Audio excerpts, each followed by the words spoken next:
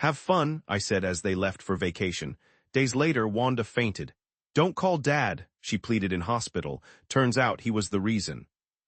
Family trips, when done right, are a source of pure joy. They create experiences that become cherished, happy recollections. On our last planned trip, I was unexpectedly unable to attend, so my husband and daughter went without me. After that, my daughter started acting differently. She was bubbly and seemed to love going to school. Then, for reasons unknown, she stopped attending school.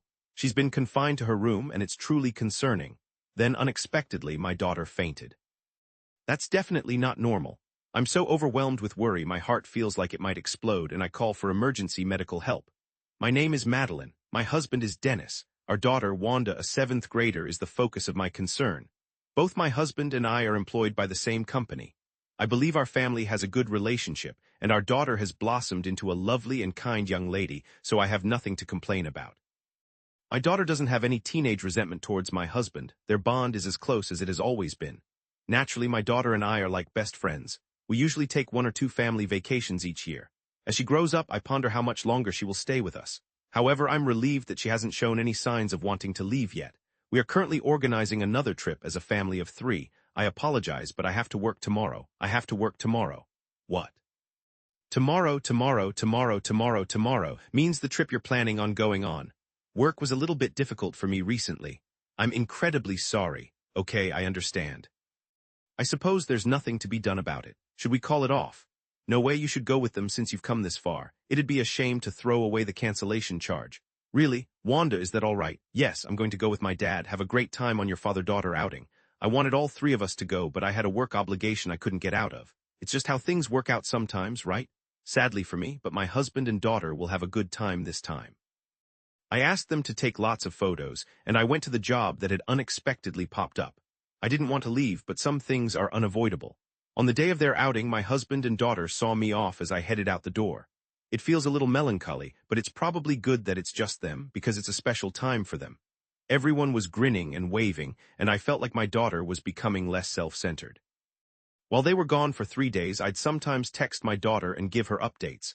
We'd chat about their destinations and their meals, and I'd have to handle the situation with a bit of envy. On the final day, a Sunday, after a break from work, my husband and daughter came back. My husband puts his big suitcase in the living room and lets out a big sigh. We're home. Home is the best feeling. Welcome back. You must be worn out. I'll do some tidying up. I took my daughter's bag and started doing the laundry. I'm beat, so I'm going to sit down and relax. She went straight to her room. A grin spreads across my face. I figure this is a sign that I've truly been having a good time. Classes are starting up again tomorrow. I'm going to need to get some rest. The next day, a typical Monday begins. I get breakfast started and rouse my husband and daughter from their sleep. My husband emerges quietly, but my daughter doesn't appear. I speculated that maybe she was still drowsy, so after 10 minutes I went back to her bedroom. Wanda, you're going to be late. I tapped on the door and pushed her to wake up, but there was no response. I knocked again and opened the door and called her name. My daughter was sprawled on her bed, the blankets pulled over her head, not moving. Hey, Wanda, what's wrong? I'm not feeling good, so I'm staying home today. Oh, you've got a cold, I get it. Come eat if you're able to. My daughter typically enjoys going to school and manages to do fairly well in her studies. It's unusual for her to want a day off on her own initiative, so without thinking twice, I called the school to let them know she wouldn't be there. I put my daughter's food in the kitchen and head off to work. I'm a bit concerned, but my daughter is usually fine. I reminded her to call me if she needed anything. In the evening, I rushed back home. I hadn't heard from my daughter the entire day. Feeling guilty about waking her up, I hadn't sent her any messages.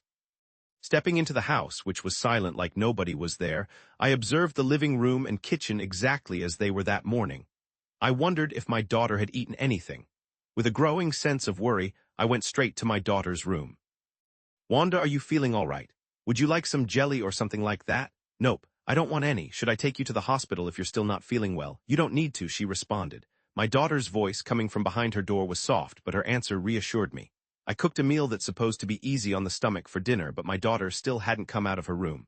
I put the food on a tray and carried it to her door. I set the tray down by her door. I brought you something to eat, just leave it there. We spoke briefly, and then I set the tray down right in front of the door. I spoke with my husband when he got home later, but he said it's a normal thing and that there's nothing to be done about it. Now that I think about it, I didn't see my daughter's face at all today. I'm concerned about her, and I also feel like my own well-being is suffering if I don't see my daughter doing well. I've been packing the hallway a lot, but in a way it's not a complete disaster. The food I left outside my daughter's room had been moved. It looks like she ate about half of it. I refresh the tea bottles, the tray of food, and have a conversation with my daughter. I'm just going to put your drink right here, all right? Okay, thank you.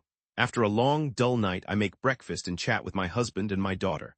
Again, only my husband came out to eat. Outside my daughter's room, I talked to her just like I did yesterday. She told me she just wants to rest, similar to what she said yesterday. She is probably faking her sickness. She flatly stated today, "I'm not going to school." I started to question her. I probed her about the situation. That's all I got. Kids keep secrets from their parents. It seems natural that she has private thoughts she won't share with us. Even though I realize this is different from when she was younger, I'm starting to wonder if something bad happened at school. However, her behavior was perfectly fine last weekend. I'm incredibly anxious and I'm trying to figure out what's happening. Right now, I can't push for any more answers. "I'll make you breakfast," I told her. "Yes." While I ate breakfast with my husband, we just discussed our daughter. My husband mentioned that our daughter seemed happy during the trip they took. There were no major issues and he's just as clueless as I am about what's going on. I suppose that it would be only him that knows, but the parents are the ones doing the worrying. What if she keeps skipping school? What if she remains isolated? No matter how much I fret, it won't change anything. She's been skipping school for the past 3 days. Is this the correct reaction? I found myself asking this over and over. But I don't believe in forcing kids to go to school or dragging them to the hospital. That's not the answer. I started to think that just having her alive would be better than anything else. I noticed that she only took a bath once when she was alone. She's also eating only tiny bits of food. I see her rarely, but it's enough for now. Right when I was mulling that over, she'd missed school for the 4th straight day. Upon getting back from my job, I detected a soft, miserable sound coming from my girl's bedroom. I tapped on her door and inquired what was the matter, but there was nothing back. "Wanda, hello, I'm coming in now, all right?"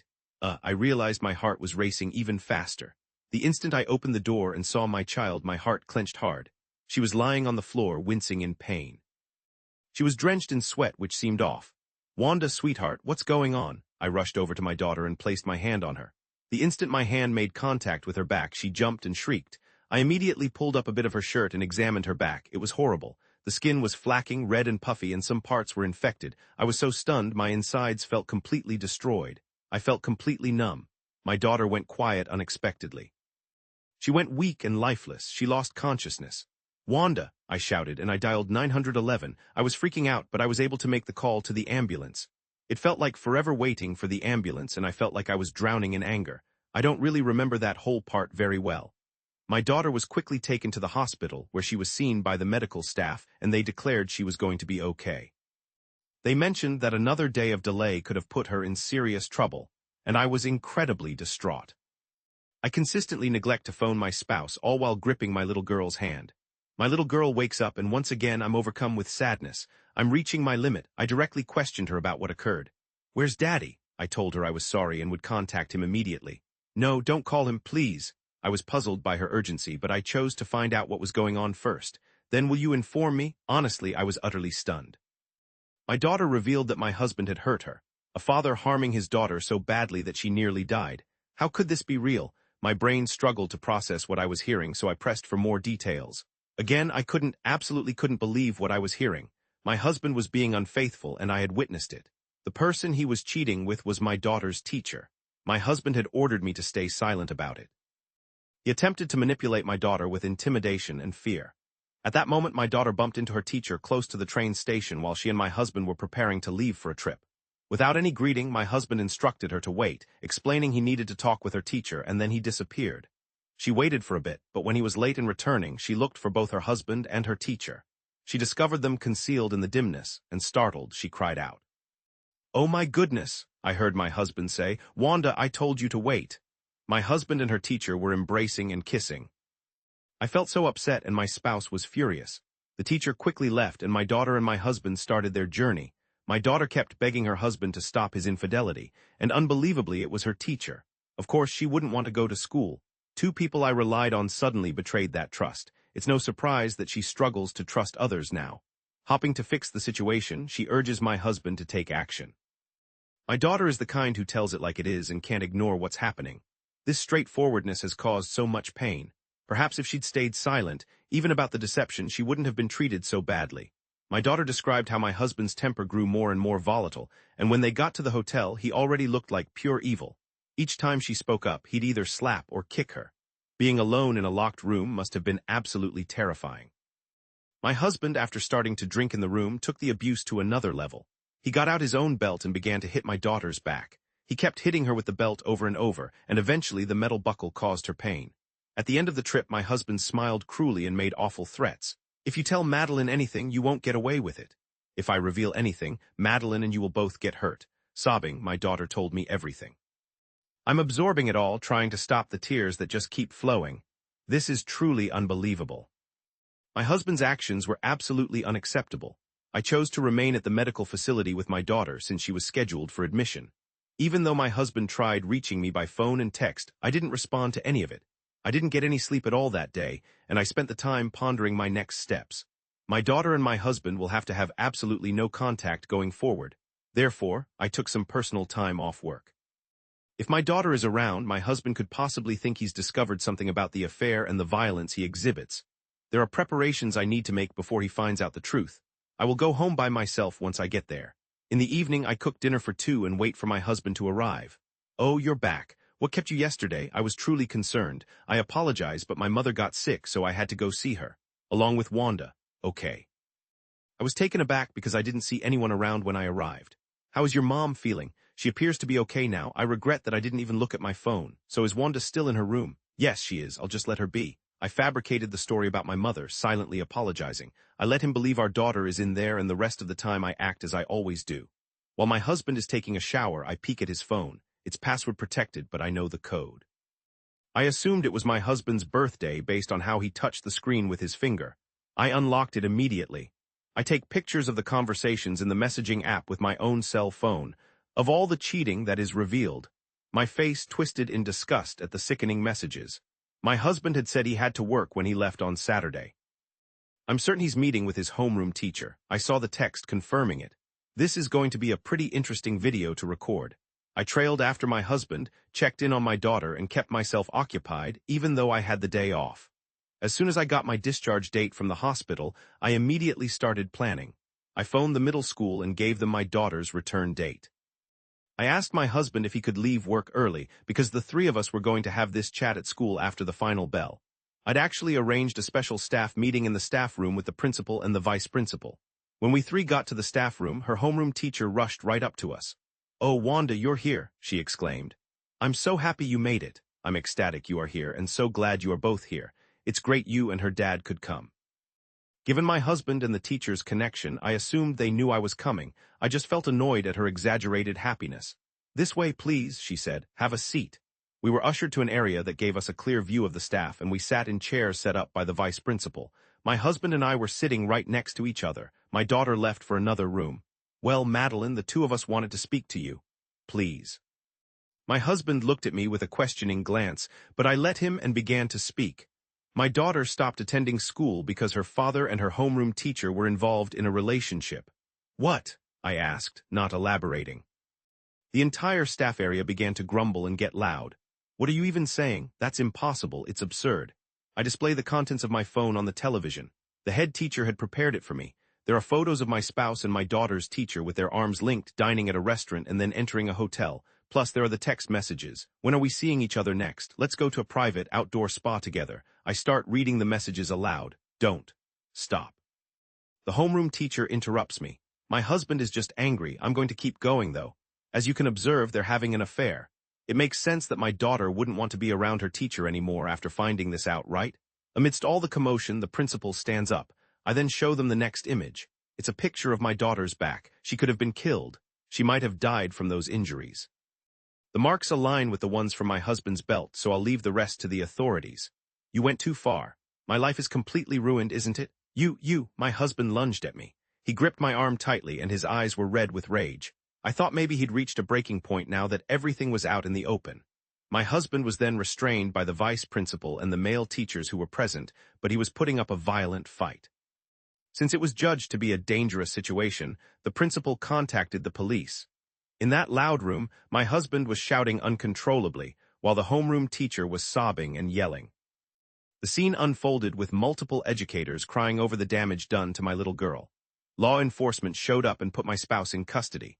I demanded that there be serious consequences for the inappropriate homeroom teacher and went to retrieve my child from school.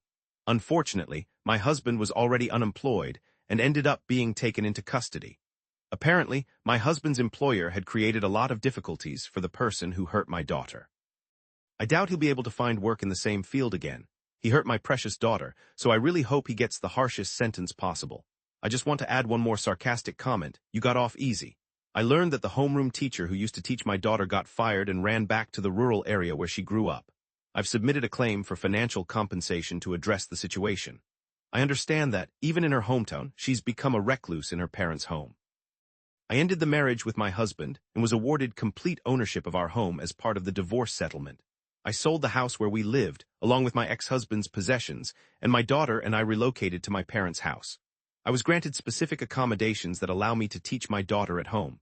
I only send my daughter to school when she wants to be around others.